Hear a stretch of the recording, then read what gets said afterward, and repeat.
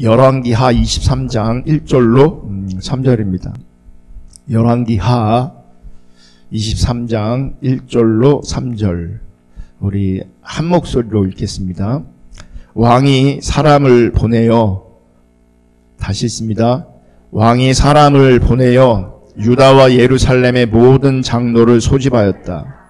왕이 주님의 성전에 올라갈 때에 유다의 모든 백성과 예루살렘의 모든 주민과 제사장들과 예언자들과 어른들로부터 아이에 이르기까지 모든 백성이 그와 함께 성전으로 올라갔다.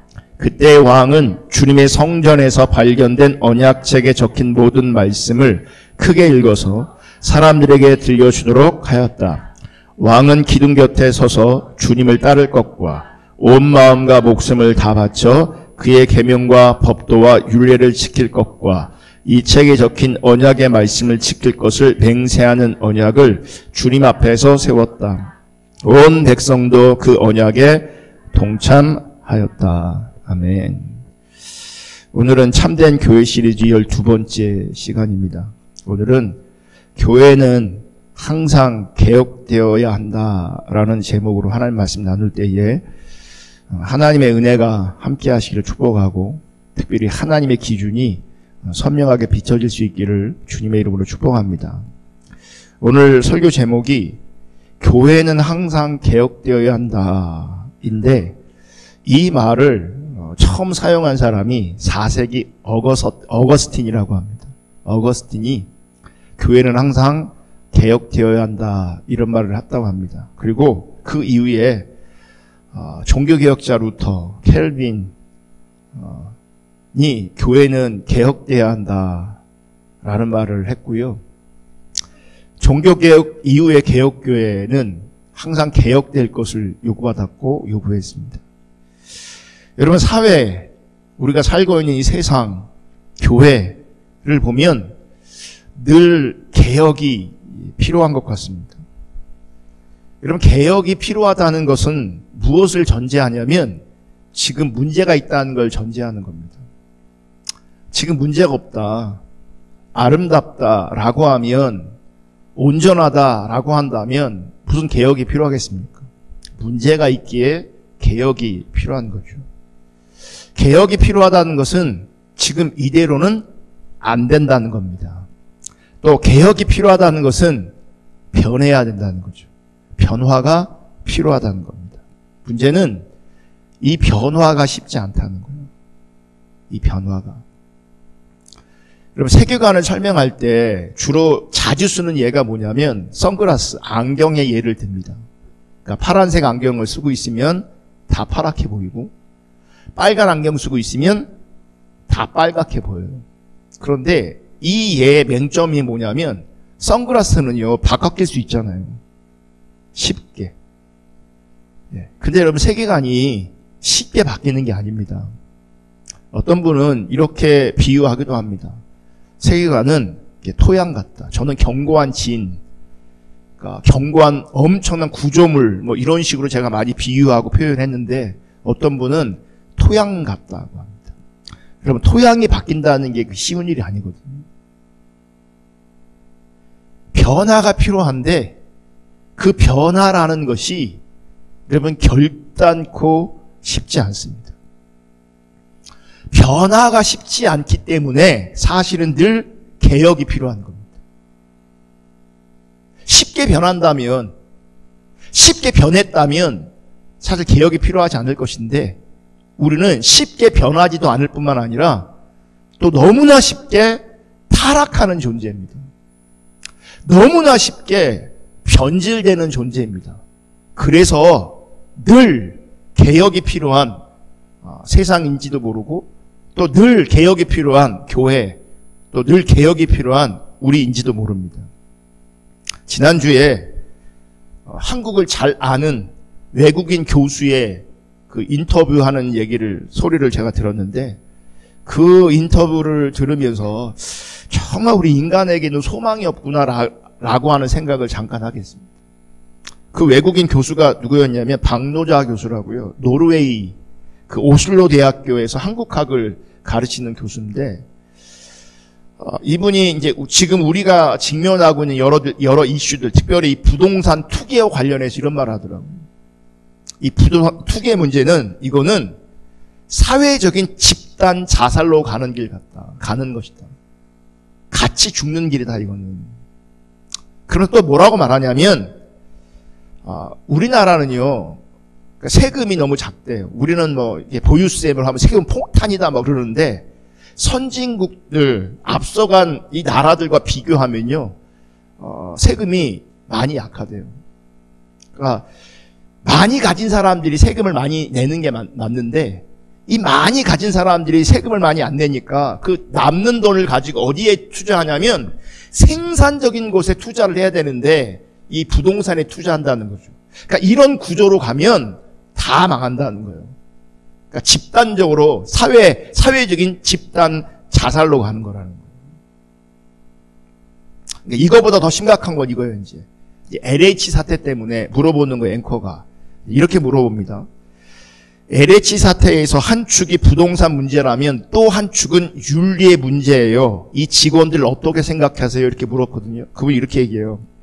저는 솔직하게 이런 건 냉소적인 건지 모르지만 대체로는 사회 지배층이 출세주의적 욕망 가지고 거기까지 올라간 사람이 윤리가 있기는 어렵고요. 진짜 필요한 게 뭐냐 하면 통제입니다. 제대로 컨트롤해야 합니다. 그러니까 이렇게 얘기해요, 앵커가. 그 사람들에게 윤리적이어야 된다. 아무리 말해봤자. 그랬더니 그 외국인 교수가 이렇게 말해요. 소기의 경일기다. 우이독경이다. 그 외국 사람인데도 이 사자성어 굉장히 잘 말합니다. 우이독경, 소기의 경일기다. 그러면서 우이독경입니다. 그러면서 그래봐야 소용이 없고요. 일단 이 사람들이 투기 한번 했다가 정말 평생 종신형까지 갈 수 있다. 이렇게 하고 그리고는 그들에 대한 철저한 통제가 필요한 겁니다. 그러니까 윤리적으로 아무리 얘기해도 도덕을 얘기해도요. 맥히질 않는다는 거예요. 그러니까 어떻게 된다고요? 이제 견제해야 된다고요. 통제해야 된다고요. 이렇게 얘기 말해요. 그러니까 윤리가 통하지 않는 세상, 도덕이 통하지 않는 세상, 윤리와 도덕이 소귀에 경있는 세상, 여러분 다른 사람이 어떻게 되든 상관없이 자신의 이권만 챙기면 되는 세상, 여러분 이런 세상 소망이 있는 겁니까? 소망이 없죠. 자, 윤리가 통하지 않아요? 도덕도 통하지 않아요? 그럼 보세요. 신앙은 통할까요? 그럼 신앙도 안 통한 겁니다. 신앙도 안 통한 거고 윤리도 안 통한 겁니다. 다 소기에 경일기 된 겁니다. 신앙도 안 통하는 세상, 윤리도 안 통하는 세상, 소망이 있어요? 소망이 없죠. 여러분 이 소망이 없어 보이는 이런 세상을 보면서 개혁을 말하는 것, 변화를 말하는 것 어쩌면 너무나 당연한 거죠. 여러분 우리나라 변한 것 정말 많습니다. 그런데 아직도 변해야 될 것도 많습니다. 문제는 오늘날 기독교, 오늘날 교회도 이 개혁이란 말이 전혀 낯설지 않다는 겁니다. 그러니까 낯설지 않은 정도가 아니라 자주 언급되고 있습니다. 무슨 말이냐면 세상도 개혁이 필요하지만 교회도 개혁이 필요하다는 겁니다. 그래서 여기저기서 교회가 개혁되어야 된다. 교회가 변해야 된다. 이런 얘기합니다. 지금은 은퇴하셨지만 아직도 왕성한 활동하고 계신 김동원 목사님이란 분이 계신데 이분이 한창 활동할 때 책을 썼는데 책 제목이 이겁니다. 생사를 건 교회개혁. 생사를 건 교회개혁. 그러니까 교회개혁에 목숨까지 걸었다는 거예요. 여러분 여기저기서 교회를 개혁하자라고 목소리를 높이는 사람들이 있습니다. 그러니까 오늘날 교회가 지금의 상태로는 하나님이 기뻐하시는 교회가 될 수 없다는 겁니다. 그래서 잘못된 부분은 고쳐야 된다. 잘못된 부분은 수정해야 된다. 그래서 하나님이 기뻐하시는 거룩한 교회가 되어야 한다. 이렇게 외치는 겁니다. 때문에 개혁을 주장하는 사람들은요, 뭔가 바른 의식이 있는 것처럼 비춰지기도 합니다. 그리고 교회를 바로 세우기 위해서 힘쓰고 애쓰는 사람으로 비춰지기도 합니다. 그런데 여러분, 이 교회 개혁이라는 것이 대부분 어떻게 접근되어지냐면 이 제도를 바꾸는 것, 의식을 바꾸는 것, 이렇게 접근되어집니다. 그런데 보세요. 하나님이 기뻐하시는 그 바른 교회 되는 것이 외적인 형태, 즉 어떤 제도와 의식을 고친다고 해서 가능할까? 그게 정말 가능할까? 그렇게 개혁되는 것이. 여러분, 제도와 의식이란 외적인 겁니다. 그럼 보세요. 이 외적인 것이 고쳐지면 교회가 바르게 된다라고 한다면 이 바르게 됨에 있어서 성령의 역사는 무엇인가? 그러니까 외적인 제도를 바꿔서 교회가 바르게 된다면 이거는 성령님과는 전혀 상관없는 우리가 원하는 바른 교회일 수 있는 거예요. 사람들만 원하는 바른 교회일 수 있는 거죠. 그러니까 인위적인 바름이 될 수 있다는 겁니다. 다시 말해서 이 바른 교회 혹은 이 옳은 교회라는 것이 사람 손에 의해서 고쳐지고 사람 손에 의해서 수정되어지는 문제라면 거기에 성령의 자리, 성령의 역사하는 자리는 없다는 거죠. 그러니까 사람 손에 의해서 바르게 세워질 수 있는가? 뭔가 고친다고 뭔가 수정한다고 정말 바르게 된 것인가? 바르게 세워진 것인가? 우리가 고민해야 된다는 거죠. 여러분, 교회는 제도도 아니고 어떤 의식도 아닙니다. 이런 형태적인 것을 가지고 혹은 외형적인 것을 가지고 외부적인 것을 가지고 교회라고 말하지 않습니다. 분명히 교회라고 하면 어떤 제도도 동반되어지고 어떤 모양도 동반되어질 수 있지만 그 제도 자체를 가지고 교회라고 말하지 않는다는 거죠. 교회는 그리스도의 몸이에요. 그리스도의 몸이에요. 그러니까 그리스도의 십자가를 믿는, 그리스도의 피를 믿는 하나님의 백성들, 그 무리들을 뭐라고 말하는 거예요? 교회라고 말하는 거죠. 이 믿음의 사람들을 그리스도의 몸이라. 그래서 이 그리스도의 몸은, 교회는 모여서 뭐 하는 겁니까? 예수 그리스도의 은혜와 사랑을, 예수 그리스도의 공로를 높이는 겁니다. 그리고 하나님 자신과 하나님의 그 일하심을 바라보면서 감사하고 찬송하는 것, 그게 교회인 거죠.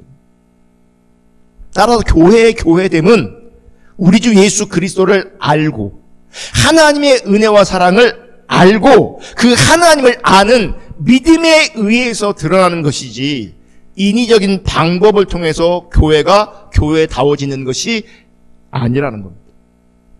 제가 제도와 형식을 고치지 말자고 말하는 것이 아니라 필요하면 당연히 제도를 고쳐야죠.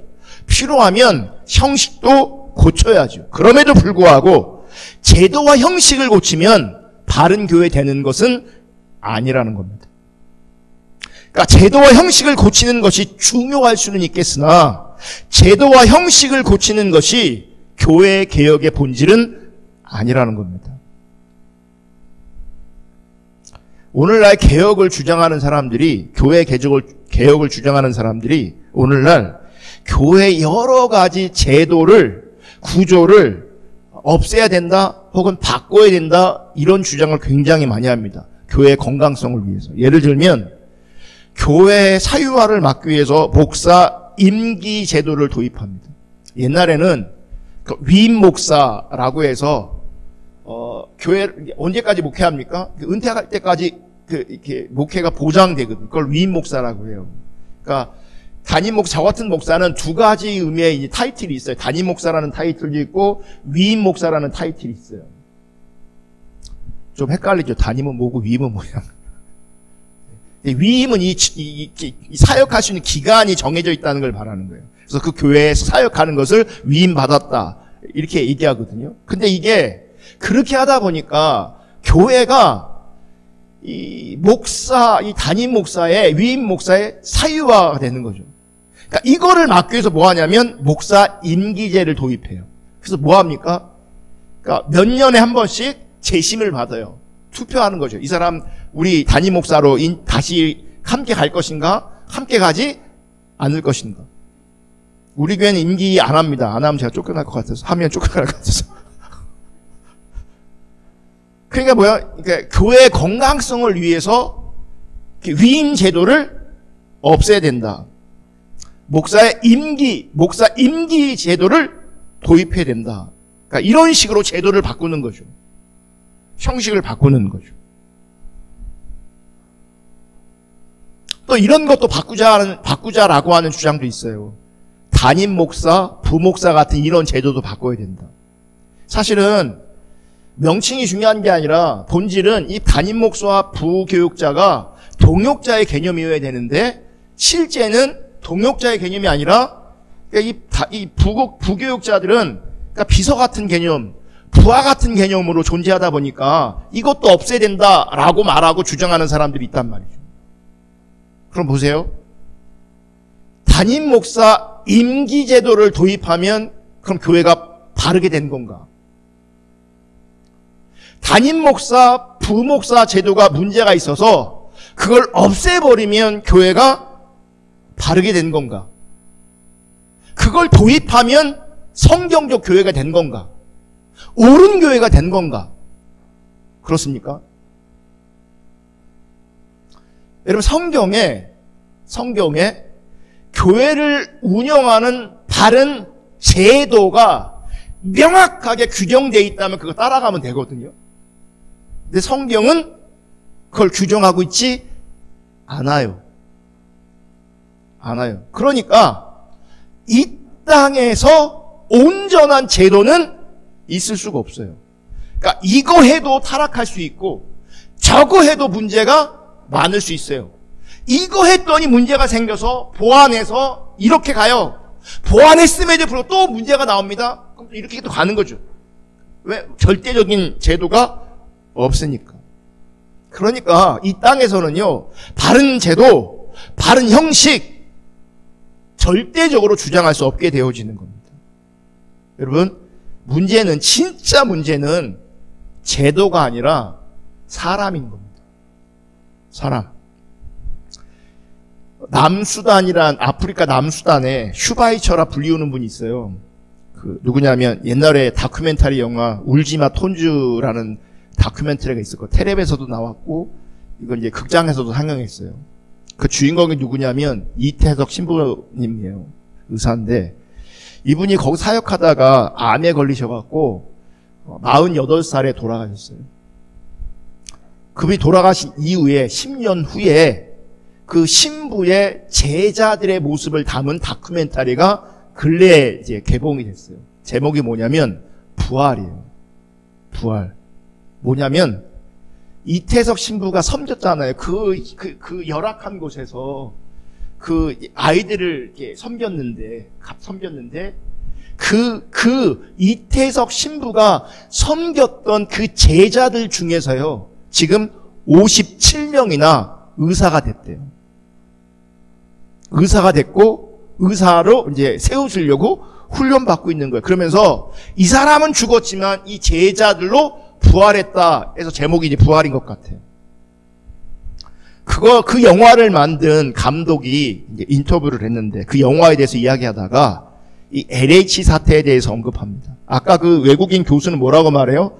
인간에겐 답이 없습니다. 윤리, 도덕 이런 거 안 통합니다. 그래서 뭐 하자고요? 통제해야 된다. 이렇게 얘기하잖아요. 근데 이분은 뭐라고 말하냐면 이렇게 얘기해요. LH 사태 법을 강화하면 정말 달라질까요? 최근 LH 투기 사태가 심각하게 불거졌는데 부동산 투기 문제는 1990년대부터 있었던 얘기이고 수법도 똑같습니다.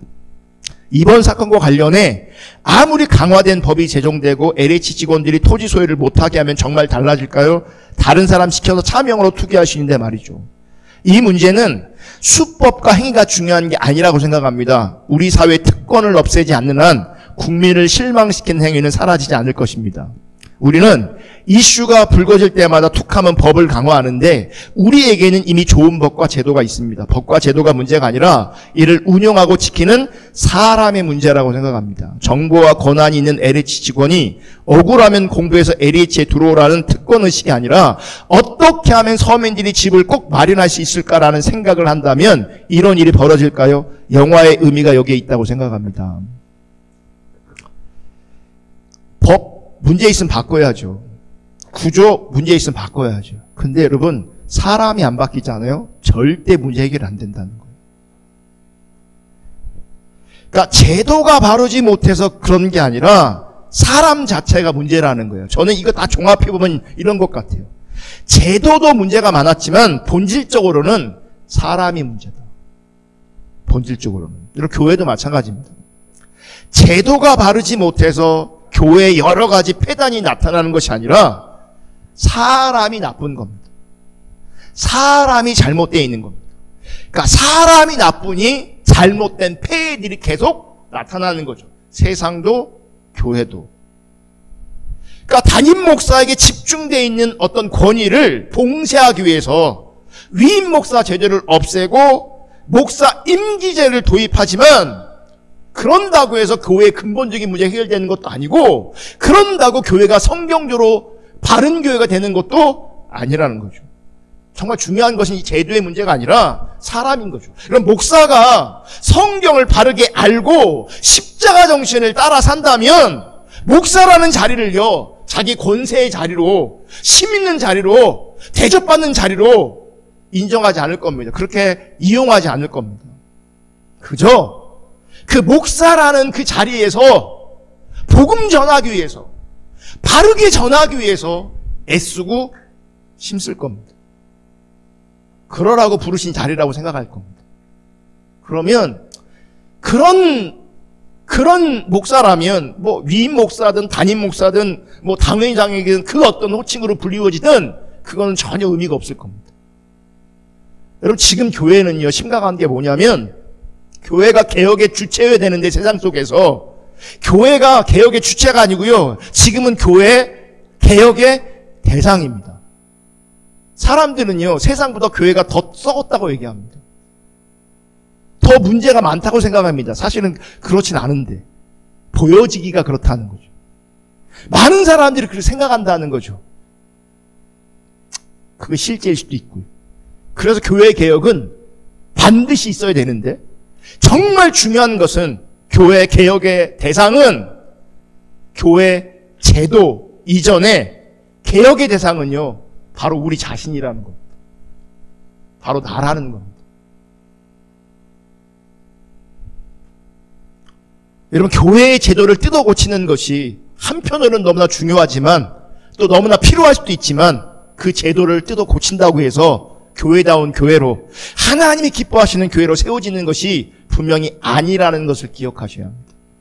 중요한 것은 정말 중요한 것은 문제투성이인 우리 자신이 고침을 받는 것이고요. 이 일은 우리 스스로 할 수 없는 거라는 겁니다. 우리 스스로 할 수 있는 것이 아니라 오직 성령의 역사로만 가능한 겁니다. 여러분 잘못된 구조 제도는요. 우리가 바꿀 수 있어요. 우리가 바꿀 수 있어요. 근데 내가 변한다는 것은요. 우리 스스로 할 수 있는 게 아니라 성령이 역사하셔야 돼요.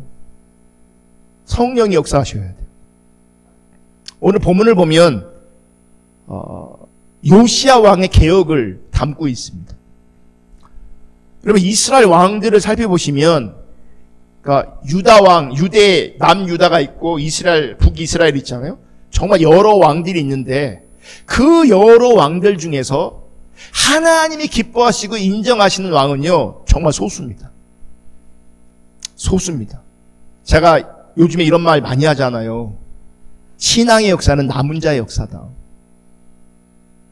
여러분 어떤 시대를 봐도요 진짜 하나님의 사람은 항상 소수였어요. 정말 항상 소수였어요. 하나님 기뻐하시는 왕 사실 거의 없었다고 봐도 마찬가지. 맞는 얘기예요. 근데 그 많은 왕들 중에서 정말 하나님께서 인정하시는 모범적인 왕 뽑으라면 요시야 왕 뽑을 수 있습니다. 요시야 왕. 여러분 다른 잘한 왕들이 몇 분이 계신데 문제는 그분들의 말년은요 그렇게 아름답지 않았어요. 다. 히스기야 왕도 말년은 아름답지 않았고 아사 왕도 말년은 그렇게 아름답지 않았어요. 근데 요시야는 죽음은 좀 비극적이었지만 그분들처럼 타락하거나 그들의 그 믿음이 무너졌던 건 아니었어요. 정말 모범적이었죠. 다윗의 길로 행했다 라고 말하면서 왜 하나님께서 그를 모범적으로 인정하셨는가? 그가 단행한 개혁 때문에 그렇습니다. 그러니까 종교개혁, 신앙개혁 때문에 그렇습니다. 그러면 이 요시야 왕은 어떤 계기가 있어서 신앙을 개혁했고 그 시대의 종교를 개혁했는가, 신앙을 개혁했는가? 발단이 무엇이냐면 예루살렘 성전을 보수하다가 고치다가 무엇을 발견하냐면 하나님의 말씀 율법서를 발견합니다. 율법서를. 그리고 이 요시야가 이 율법책을 읽고요. 먼저 통회하고 자복합니다. 옷을 찢습니다. 옷을 찢으면서 가슴을 치면서 애통해하면서 회개합니다. 그러니까 놀라운 역사가 있는 거죠. 말씀 앞에서. 그러면서 이 말씀을 읽고 큰 충격을 받은 후에 장로들을 모으고 예루살렘 주민들을 다 모읍니다. 제사장들을 모으고 선자들을 모으고 모든 백성을 모으는데 그 백성 안에 누구도 포함되어 있냐면 애들도 포함되어 있어요. 애들도. 근데 보세요. 그리고 다 모아놓고 뭐합니까? 그냥 말씀을 읽어주는 거였습니다. 말씀을 읽어줬습니다. 그러니까 저는요. 우리가 이렇게 온 가족 예배로 드릴 수 있는 것이 가능하다는 게 뭐죠? 성경을 보면요. 사실은 아이들을 위한 다른 프로그램이 성경은 잘 안 나와요. 우리가 만들어내는 거지. 우리 시대에 맞게. 성경에 보면요. 그런 프로그램이 없어요. 다 모였어요. 애들하고 그냥 다 모였어요. 애들에 맞는 설교, 지금 애들에 맞는 설교 하는 게 아니고요. 다 모아놓고요. 그냥 성경 읽어줬어요. 중요한 건 뭔지 아십니까? 애들에 맞는 게 아니고요. 아이들이 그것을 하나님의 말씀으로 인정하느냐, 인정하지 않느냐예요. 재미가 문제가 아니고 프로그램의 문제가 아니고요. 하나님의 말씀을 하나님의 말씀으로 인정하고 여기느냐라고 하는 게 문제라고. 이건 아이들 문제가 아니라 우리들 모두의 문제라는 거예요. 이게. 어쨌든 하나님의 말씀을 들려줘요. 그리고 요시야 왕이 오늘 본문 3절의 말씀처럼 온 마음과 목숨을 다 바쳐서 하나님의 말씀을 따를 것을 결단하고요. 백성들이 그 언약에 동참합니다. 읽어볼게요. 3절. 왕은 기둥 곁에 서서 주님을 따를 것과 온 마음과 목숨을 다 바쳐 그의 계명과 법도와 율례를 지킬 것과 이 책에 적힌 언약의 말씀을 지킬 것을 맹세하는 언약을 주님 앞에서 세웠다. 온 백성도 그 언약에 동참하였다. 자, 이거를 개역 개정으로 다시 읽어볼게요. 그러니까 의미가 똑같은 의미인데 어떨 땐 개역 개정이 더 마음에 와닿아요. 왕이 단 위에 서서 여호와 앞에 언약을 세우되 마음을 다하고 뜻을 다하여 여호와께 순종하고 그의 계명과 법도와 율례를 지켜 이 책에 기록된 이 언약의 말씀을 이루게 하리라 하며 백성이 다 그 언약을 따르기로 하니라. 그러니까 그 앞에 그러니까 백성 민족 자체가 지금 하나님의 보호하는 거예요. 돌아가는 거예요. 언약을 갱신하는 거죠. 그러면서 오늘은 우리가 본문으로 읽진 않았지만 4절부터 보면요. 요시야가 행한 그 종교개혁의 구체적인 내용이 있습니다. 여러분 보세요. 결단은요. 마음으로 하는 것이지만 마음의 결단으로 끝나는 게 아니고 뭐가 따르는지 아십니까? 그 결단에 따른 행동과 순종이 나옵니다. 그러니까 하나님께서 원하시는 것들은 취해야 되고요. 하나님 기뻐하지 않는 것들은 뭐 하는 거예요? 버려야 되는 겁니다. 버려야 되는 거예요.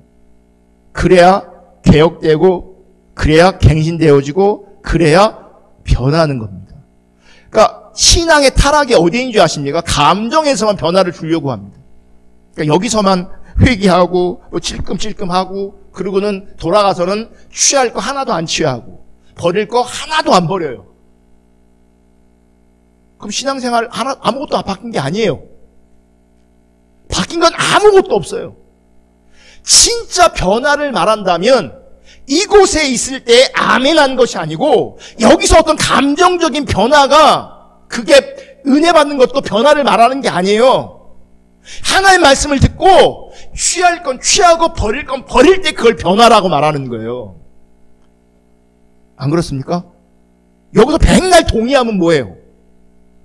여기서 동의하는 건 의미가 하나도 없어요.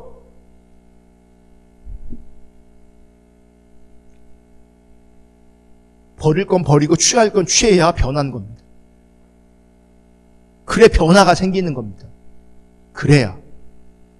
결단만 하면 동의만 한다고 절대 변하지 않습니다. 그러니까 지금 뭐예요? 결단하죠. 나부터 마음과 뜻을 과 모든 걸 다해서 하나님의 말씀을 따라갈 것이다. 그랬더니 백성들도 뭐합니까? 다 그에 동참하는 거죠. 그 언약을 따르기를 결단합니다. 그러면서 이런 구체적인 개혁을 단행합니다. 4절. 이제 놀라운 장면이 이제 펼쳐집니다. 왕은 실기야 대제사장과 부제사장들과 문지기들에게 바알과 아세라와 하늘의 별을 섬기려고 하여 만든 기구들을 주님의 성전으로부터 밖으로 내놓도록 명령하였다. 그리고 그는 예루살렘 바깥 기드론 들판에서 그것들을 모두 불태우고 그 태운 재를 베델로 옮겼다.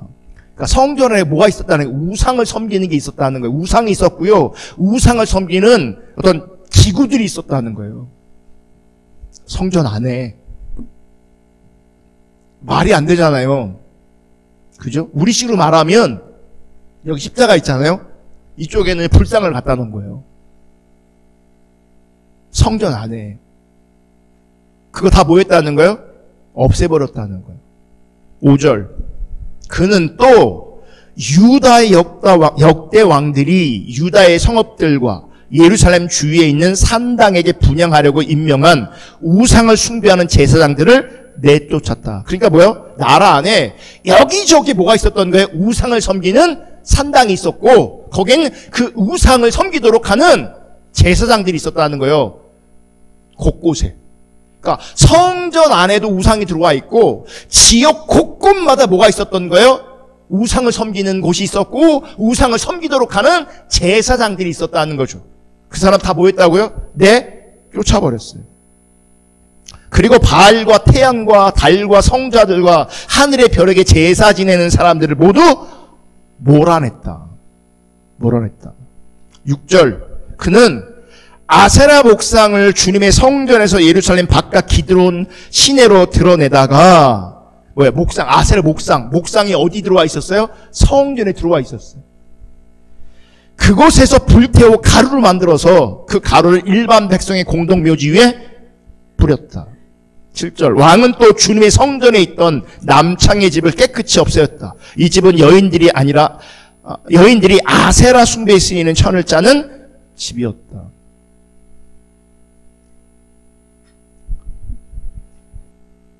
여러분 이거 보면 이런 생각을 가질 수 있어요. 어떻게 성전 안에까지 이런 아세라 목상, 이 우상을 섬기는 기구를 갖다 놓고 제사장들이 그 안에 있는가? 제가 좀 전에 말씀드렸지만 예배당 안에 부처가 있는 거예요. 그리고 예배당 안에 무당들이 있는 거예요. 이게 가능합니까?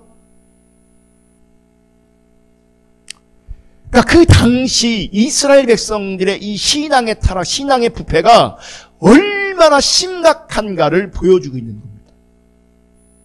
문제는 이스라엘은요, 자신들의 문제를 전혀 인식하지 못하는 겁니다. 인식되지 않는 겁니다. 성전 안에 우상이 들어와 있는데 이런 상황들이 너무나 자연스러웠어요. 너무나 당연한 것이었어요. 문제의식이 조금도 없었어요. 그럼 왜 이런 문제의식이 없을까? 핵심 뭔지 아십니까? 그들 가운데 말씀이 없었기 때문에 그래요. 말씀이 없었어요. 말씀이. 다시 말씀이 회복되니까 어떻게 되는 거예요? 비춰진 거죠. 이러다 우리가 망하겠구나. 우리가 일반적인 상식으로 이해할 수 없는 일이지만 한편으로는요, 곰곰이 생각해 보시면 지금 이 당 요시야 시대의 이 영적인 상태, 오늘 우리 한국교회의 영적인 상태 별반 다르지 않을 수 있다는 걸 기억하셔야 돼요.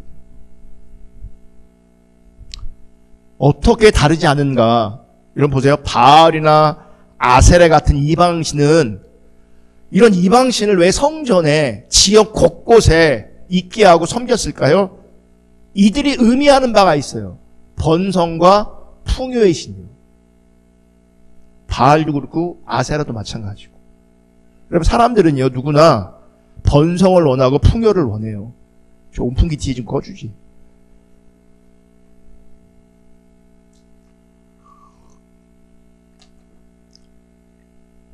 여러분 사람들은요, 번성을 원해요. 사람들은 풍요를 원해요.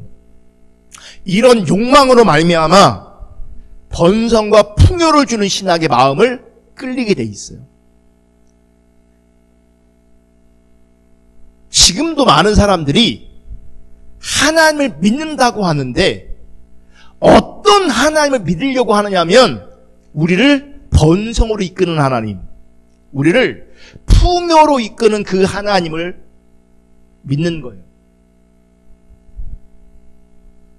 그러니까 과거에 어떤 사람들은 우리를 풍요로 이끄는 신을 아세라 바알로 여겼다면 이 시대에 어떤 사람들은 나를 풍요와 번성으로 이끄는 신을 성경에 나와 있는 그 하나님으로 여기는 거예요. 그래서 하나님을 믿으면 복을 받고, 하나님을 믿으면 풍요로워지고, 하나님을 믿으면 번성케 된다는 거죠. 이게 기복신앙이잖아요. 이게. 여러분 그런 하나님을 여러분들이 찾고 있다면, 그런 하나님을 원하고 있다면 그것은 성경이 말하는 그 여호와 하나님이 아니고요, 여기서 나오는 바알, 아세라를 지금 하나님으로 표현하면서 섬기는 거예요. 여러분 그 창세기 3장에 보면 인간이 타락하잖아요. 여러분 그 장면을 보면 죄는 누가 진 겁니까? 하와. 인간이 졌죠. 하와. 아담과 하와가 졌어요. 그죠? 근데 보세요. 말씀을 잘 보시면 퀴즈. 사람들이 저주를 받습니까? 저주는 누가 받습니까? 성경을 잘 보시면요, 죄는 사람들이 짓는데 저주는 뱀이 당하고요, 저주는 땅이 받습니다. 그리고 사람은요, 이 저주가 유보됩니다. 그 유보된 저주를 누가 받으시는 거예요? 예수님이 받으시는 거예요. 예수님이. 근데 이건 보세요. 인간이 타락한 이후에 땅이 저주를 받습니다. 그죠? 그래서 인간이 그 이후로 어떻게 살 수밖에 없느냐? 수고해야 되고, 수고하면서 고통을 느껴야 돼요.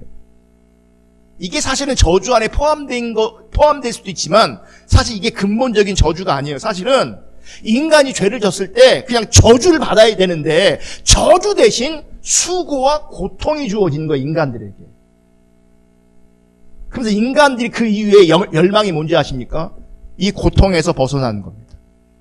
이 수고에서 벗어나는 겁니다. 그래서 이 고통에서 벗어나고 이 수고에서 벗어나게 하는 신 바알, 아세라를 섬기는 겁니다. 지금도 이 고통에서 벗어나고 이 수고에서 벗어나게 하는 그 하나님을 원하는 겁니다. 우리의 목적이 그겁니다. 우리 신앙생활하는 목적이 대부분 그겁니다. 그래서 수고에서 벗어나게 하는 것을 복으로 여기고, 그 고통에서 벗어나는 것을 복으로 여기고, 더 나아가 수고에서 벗어나, 고통에서 벗어나, 그럼 어떤 일이 벌어지냐 아십니까? 스스로 왕이 됩니다. 번성한 사람이 보입니까? 풍성한 사람이 보입니까? 이 수고에서 벗어난 것처럼 보이는, 이 고통에서 벗어나는 것처럼 보이는 사람들이 있습니까? 그 사람들은요, 그들의 삶의 자리에서 왕노릇하고 살고 있는 겁니다. 뭘 못 보는 거예요? 저주를 못 보는 거죠. 여러분, 고통스럽게 사는 것이 어쩌면 당연하고요. 수고롭게 사는 게 어쩌면 당연하고요. 근데 우리의 근본적인 문제는요, 고통과 수고의 문제가 아니라 저주의 문제라는 걸 기억하셔야 돼요. 이 저주의 문제가 해결되지 않으면요, 지금 풍성한 것이, 지금 번성한 것이, 지금 풍요로운 것이 사실은 아무런 의미가 없다는 걸 기억하셔야 돼요. 근데 지금도 많은 사람들이 수고에서 벗어나는 삶, 고통에서 벗어나는 삶이 목적되어져 있어요. 저주가 아니라. 수단과 방법을 가리지 않고 이 수고와 고통에서 벗어나 있으면 왕처럼 삽니다. 그 누구 얘기도 안 들립니다. 여러분, 돈 있는 사람들이 왕처럼 삽니다. 다른 사람 안 보입니다.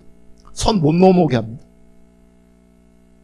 여러분들이 단순히 수고와 고통에서 벗어나려고만 한다면, 그 번성과 풍요를 누리려고만 한다면, 여러분 신앙생활 제대로 하고 있는 거 아닙니다. 그건 성경이 말하는 신앙생활 아니고요, 바알 섬기고 있는 것, 아세라 목상 섬기는 것 다르지 않은 겁니다. 이 시대에 많은 사람들이 하나님의 이름을 부르면서 그 풍요를 구하는 거죠. 그 번성을 구하는 거죠. 그 수고와 고통에서 벗어나기를 구하는 거죠. 이게 말씀이 없다는 증거입니다. 이게. 여러분, 오늘날 교회가 철저히 말씀을 외면하고 있기 때문에 말씀이 계시하시는 그 하나님이 누구이신가를 알지 못하고 자신들이 생각하고 자신들이 원하는 그 하나님을 만들어 놓고 그 하나님을 마음에 두고 있을 뿐이에요. 믿는다고 하는 거죠. 그러니까 만들어 놓은 신이 되는 거예요. 자기가 원하는 신이 되는 겁니다. 그래서 우리는 예배당 안에 뭐 부처를 갖다 놓거나 무당들이 가지고 제사드리는 어떤 기구를 같이 갖다 놓지 않아서 우린 다르다고 생각할 수 있지만, 사실은요, 어떤 면에서는요, 그 이스라엘 백성의 타락한 신앙이 우리랑 전혀 다르지 않다는 것을 기억하셔야 돼요. 교회는 사람이고요, 또 성경은 이렇게 말합니다. 너희가 하나님의 성전이다.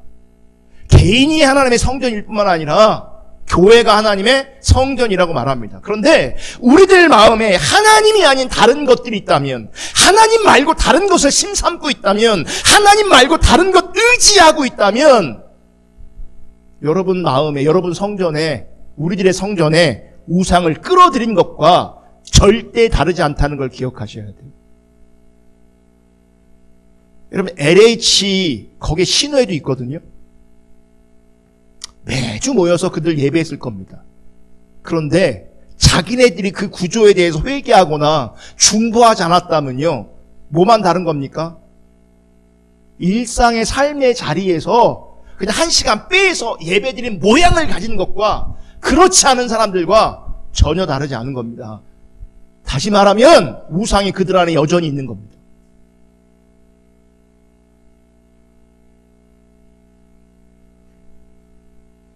우리는요, 하나님으로 말미암아 고통에서 벗어나고, 하나님으로 말미암아 수고에서 벗어나고, 더 나아가 번성하고 풍요를 추구하면서 우리는요, 다른 하나님을 그렇게 섬기고 있으면서 하나님 잘 섬기고 있다고 스스로 여기고 있는 거죠.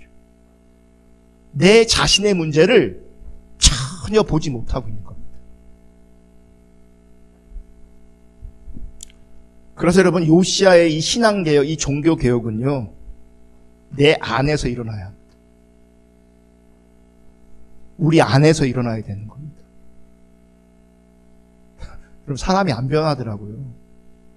어떤 선한 가치를 추구하는 그 사람도요, 들여다보면요, 안 변화 있는 여전히 자기 중심적인 게 보이고요, 그 속에 탐심 있는 게 보여요. 우린 다릅니까? 여러분, 제 안에도 탐심이 있어요.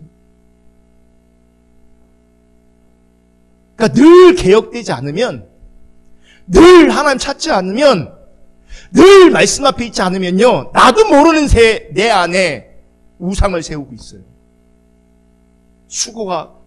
고통에서 수고에서 벗어나려고 하는. 번성하려고 하는, 풍요로우려고 하는, 진짜 나의 문제는 그런 문제가 아니라 저주에서 해방되는 문제인데, 주님과 함께하는 문제인데, 주님을 알고 주님을 사랑한다는 문제인데, 주님을 따라간다는 문제인데, 이 문제는 전혀 우리 가운데 인식되거나 의식되지 않고, 나는 집 하나 없냐?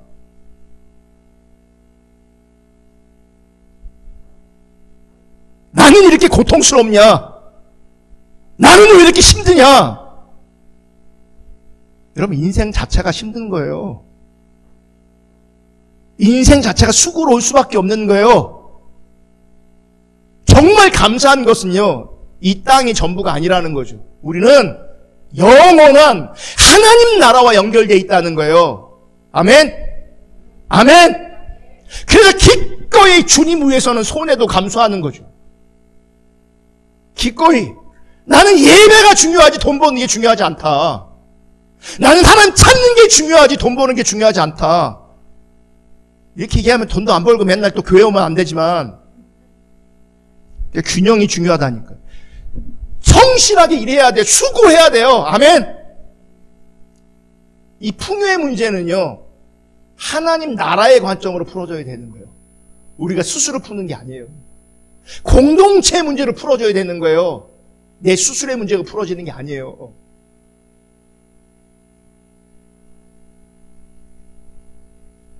이 요시야의 종교개혁, 내 안에서부터 늘 일어날 수 있기를 주님을 축복합니다.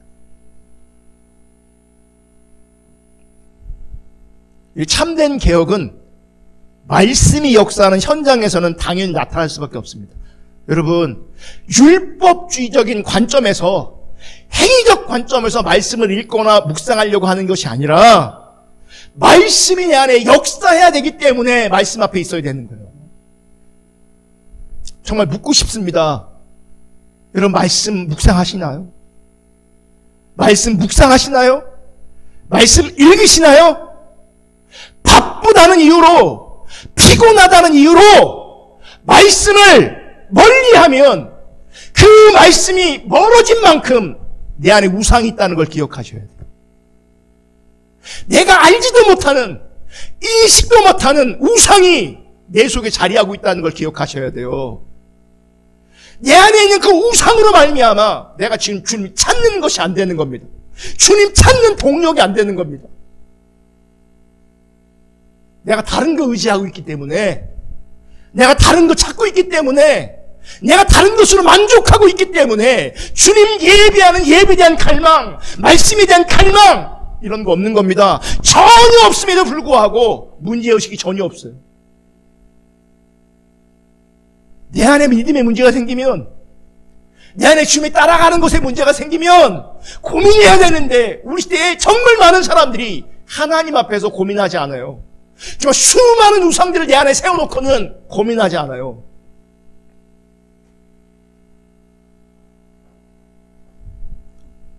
말씀 묵상할 수 있길 축복합니다.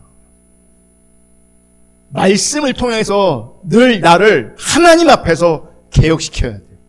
그럼 말씀이 내 안에 역사하면요, 옳고 그른 것을 하나님 관점에서 볼 수 있습니다.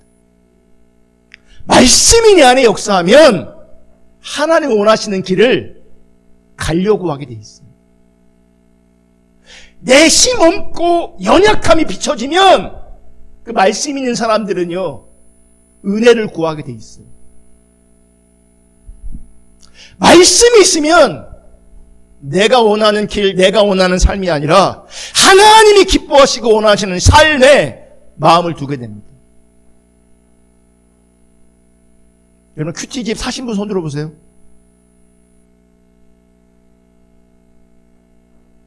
안 샀어요? 근데 왜 안 들어요?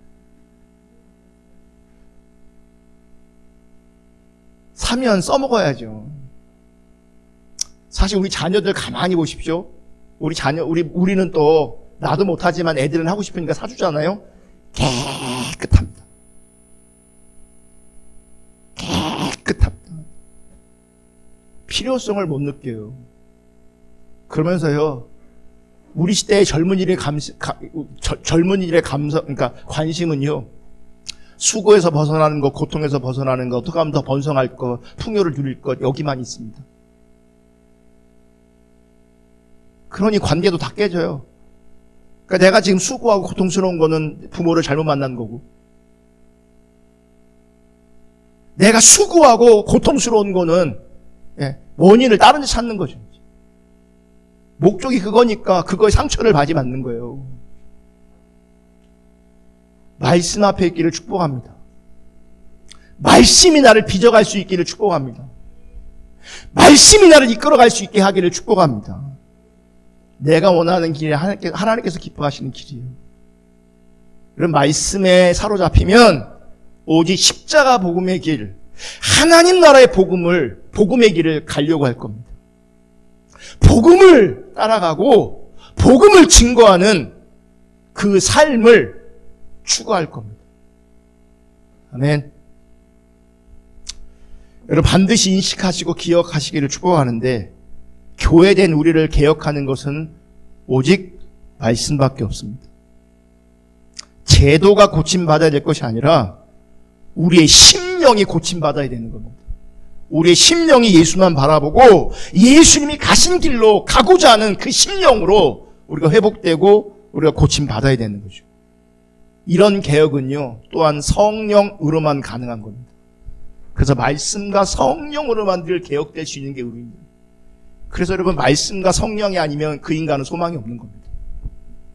그 어떤 인간일지라도, 그 어떤 사람일지라도요, 말씀과 성령이 아니면 그 사람은 사실 하나님 앞에서 소망이 없는 겁니다. 말씀과 성령이 함께할 때 그 사람에게 소망이 있습니다. 왜요? 말씀 때문에 성령을 통해서 그 사람은 항상 개혁될 거거든. 항상 변화될 거거든. 하나님 그렇게 빚어가실 거거든. 말씀을 보게 하시고 깨닫게 하심으로 말미암아 우리 죄를 보게 하시고 회개의 심령이 되게 하셔서 예수님에게만 소망을 두게 성령님께서 그렇게 하실 겁니다. 그게 날마다 나를 개혁하는 삶인 것. 말씀과 성령으로 말미암은 이 신앙의 개혁이 늘 우리 삶의 실제이기를 주님으로 축복합니다. 말씀과 성령으로 늘 개혁되는 신앙, 늘 개혁되는 교회 되기를 간절히 소망합니다. 요시야 왕처럼 마음을 다하고 뜻을 다하고 목숨을 다해서 정말 여러분 주님 함께하고 주님 따라갈 수 있는 그런 은혜가 우리 각 심령 가운데, 각 가정 가운데, 우리 교회 가운데 부어질 수 있기를 주님의 이름으로 축복합니다. 아멘. 기도하고 찬양하고